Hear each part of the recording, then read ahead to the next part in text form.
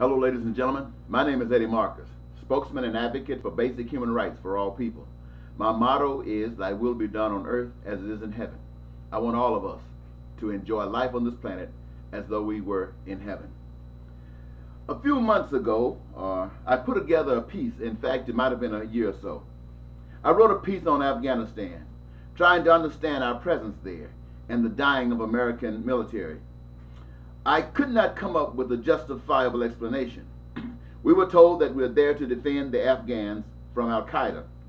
On the other hand, we're there to defeat Al-Qaeda on the soil of another people rather than on our own. I objected to the war because the Afghans were not defending themselves, so why were we? Also, if war is so terrible, why in the world would a God-fearing people such as Americans impose it on innocent people? I wrote the piece also suggesting we had no business in Afghanistan. A similar occurrence happened in Iraq. People at home probably watching TV or praying to Allah, maybe putting their kids to bed, when out of nowhere they were bombarded with bombs, killing hundreds and even thousands. We were told it was to secure weapons of mass destruction and later to liberate the Iraqis from the oppressive hand of Hussein. The U.S. started a war to defend people that were not defending themselves. It was suggested that such action would cause the Iraqis to love us. We were peacemakers, and everything would be all right. Well, it didn't happen that way, but we did it. What was our motives? I won't answer. I'll let you think about that for a moment.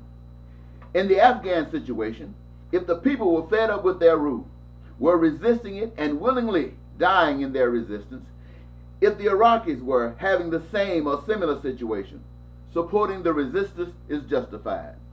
Now let us flip the script. In Libya, a people has risen up against an oppressive dictator.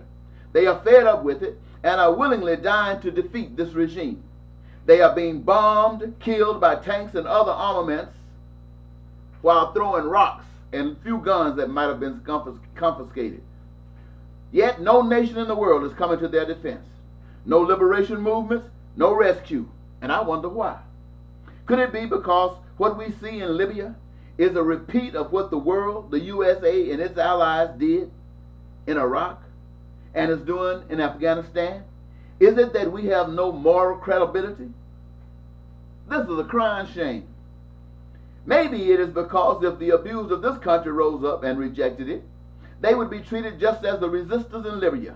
Our sons and daughters, mothers and fathers, husbands and wives would follow the orders of your elected officials and shoot American citizens down like birds and snakes. They would have the support of all those that profit from this system the most. The same as a Gaddafi, the dictator of Libya, and any other abuser has. It happens wherever people resist. This is not condemnation, for if the people knew better, they would do better. Many may ask, what can we do? I would suggest doing what God did to Sodom and Gomorrah. As a Christian nation, all are familiar with the story. In defense against this most inhumane regime, a strike should be made to eliminate any doubt about the demand to stop slaughtering the people. And if the regime resisted, a time frame should be given for all the innocent to leave Tripoli, after which it should be blown off the map. Now, this is difficult.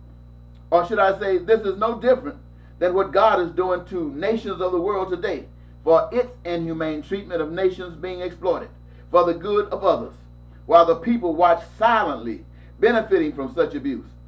God is using nature to issue justice on the earth. What is being done to the innocent is being done to the oppressors in the forms of floods, hurricanes, tornadoes, fires, mudslides, earthquakes, tsunamis, terror attacks, loss of basic human rights, as well as loss of inalienable rights. People do not have a clue of what's going on. Though the churches are packed on Sundays, they are as ignorant of God as ever. This is a crying shame, and the only ones that are given a voice are those that take us further down the abyss. What a shame, a crying shame. All of this is not punishment, though. It is a wake-up call.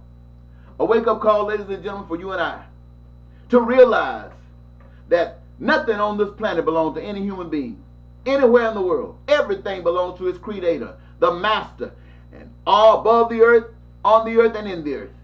And we who have been given abilities to do all the things we do, it is for the benefit of humankind.